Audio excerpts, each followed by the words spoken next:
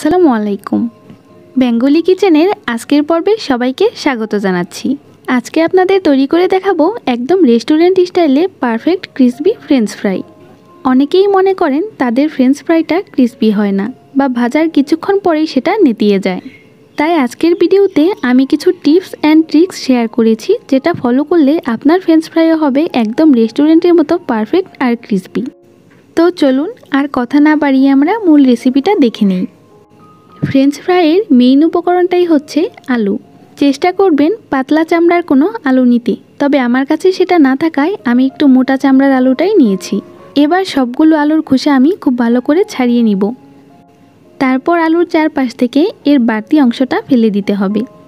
ভিডিওটা একটু ভালো করে লক্ষ্য করলেই বুঝতে পারবেন আমি কিভাবে ফ্রেঞ্চ ফ্রাইয়ের শেপে আলুগুলো কেটে নিচ্ছি।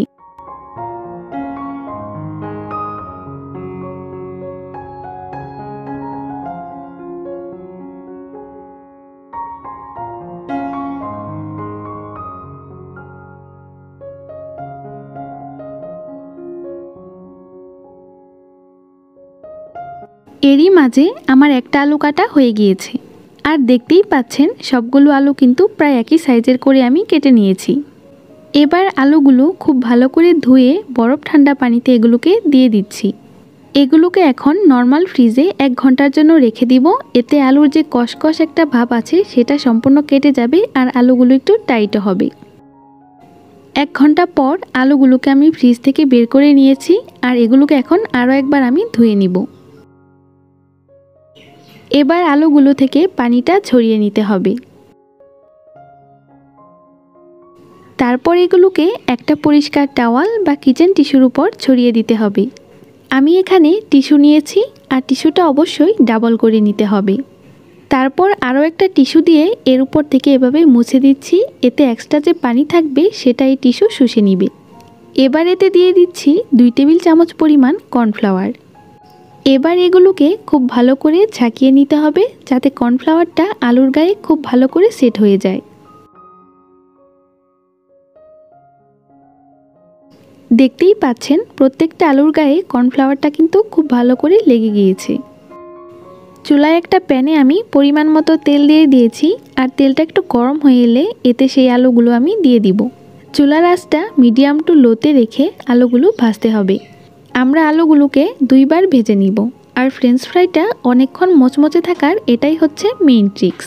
যেহেতু ডাবল ফ্রাই করব, তাই আলুগুলো কিন্তু একদম কালার করে ভাজা যাবে না। এগুলো যাতে তেলের মধ্যে সেদ্ধ হয় জাস্ট সেরকম করে এগুলোকে ভেজে নিতে হবে। আলুগুলো ভাজা হয়ে গিয়েছে, আর এগুলোকে এখন আমি তুলে নিচ্ছি। এভাবেই সবগুলো আলু ভাজার পর আবারও এগুলোকে আমি ডাবল ফ্রাই করে নিব। এবার চুলার আঁচটা হাই হিটে রেখে একটু কালার করে এগুলোকে ভেজে নিতে হবে। আর চুলার আঁচটা একবার কম বা একবার বেশি দিয়ে ভাজবেন না, এতে আলুগুলো বেশি পরিমাণ তেল শোষণ করবে আর এটা খেতেও ভালো লাগবে না।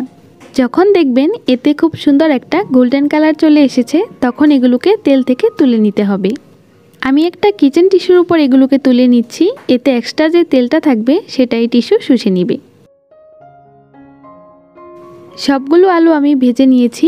এবার এতে দিয়ে দিচ্ছি 1 চিমটি পরিমাণ কালো গোলমরিচের গুঁড়া, 1 চিমটি পরিমাণ দিয়ে দিচ্ছি লবণ। তারপর সবগুলোকে আমি খুব ভালো করে ঝাঁকিয়ে নিব, যাতে গোলমরিচ আর লবণটা ফ্রেঞ্চ ফ্রাইয়ের গায়ে খুব ভালো করে সেট হয়ে যায়। ব্যাস, আমার ফ্রেঞ্চ ফ্রাইটা এখন একদম রেডি। আশা করি এখন থেকে ঘরে বসেই স্বাস্থ্যসম্মত উপায়ে একদম রেস্টুরেন্ট স্টাইলে পারফেক্ট আর ক্রিসপি ফ্রেঞ্চ ফ্রাই তৈরি করতে পারবেন।